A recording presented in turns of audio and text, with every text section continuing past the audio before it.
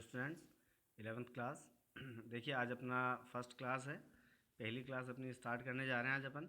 देखिए 11th class में जो है अभी कोविड की वजह से अपना सिलेबस जो है वो कम कर दिया गया है। आज अपन डायरेक्ट लेसन नंबर 2 के बारे में बात करने जा रहे हैं। आज अपनी पहली क्लास होगी जियोग्राफी की।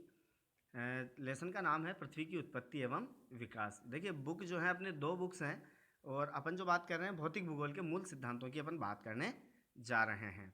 तो पृथ्वी की उत्पत्ति के संदर्भ में अपन यहाँ पर बात करने जा रहे हैं। तो देखिए पृथ्वी की उत्पत्ति के संदर्भ में सबसे पहला जो मत दिया गया वो दिया गया दार्शनिक इमैनुअल कांट के द्वारा। ये जो मत दिया गया, इस मत में कुछ संशोधन किए एक गणितज्ञ हुए लाप्लास, उन्होंने इसमें कुछ संशोधन किए जैसा कि आप लोग देख पा रहे हैं स्क्रीन पर।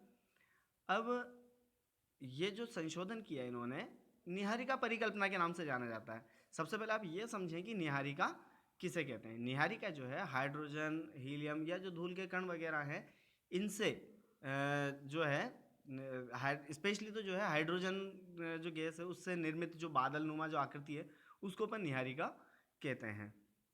तो ये जो परिकल्पना दी या ये जो संकल्पना दी ये दी गई लाप्लास के द्वारा।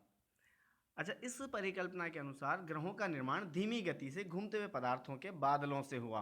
वो जो बादल थे उन्हें ही कहा गया है निहारिका।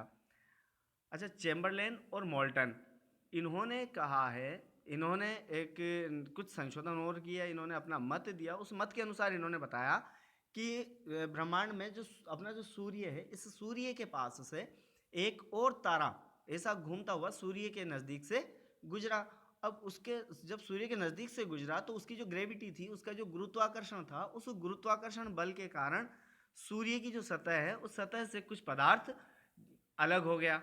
अब बाहर की तरफ जब वो निकला तो तारा जैसे ही दूर चला गया, धीरे धीरे बाहर चला गया, तो उसके बाहर जाने से वो जो सूर्य से पदार्थ निकला, अब वो ना तो सूर्य के अंदर वापस जाकर के मिल सकता, ना उस तारे में जो कि उससे बहुत दूर जा चुका है। तो वो स्वतंत्र रूप से सूर्य के चारों ओर चक्कर लगाने लगा और धीरे धीरे कालांतर में वो जो सूर्य की सतह से जो पदार्थ निकला था वो कालांतर में संघनित होकर के और ग्रहों के रूप में परिवर्तित होता चला गया। अच्छा, इस मत का समर्थन किया है सर जेम्स जीन्स और सर हेरोल्ड जेफरी ने। इन्होंने भी इस मत का समर्थन किया और इसके अलावा एक द्वैतारक सिद्धांत भी इसका प्रचलित है पृथ्वी की उत्पत्ति के संदर्भ में। बाकी अपन आगे चलते 1950 में रूस के ओटो शिमिड और जर्मनी के कार्ल वाइजास्कर ने निहारिका परिकल्पना में कुछ संशोधन किए। अच्छा, ये जो निहारिका परिकल्पना दी गई लाप्लास के द्वारा और चैम्बरलेन और मोल्टन के द्वारा, इसमें भी कुछ संशोधन किए गए।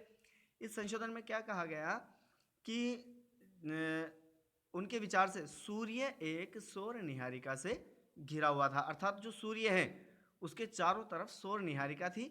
अब उस सौर निहारिका में तत्व कौन कौन से बताए हैं, देखिए हाइड्रोजन, हीलियम और धूलिकण, अर्थात सूर्य के चारों ओर सौर निहारिका थी जो कि हाइड्रोजन, हीलियम और धूलिकणों से बनी हुई थी।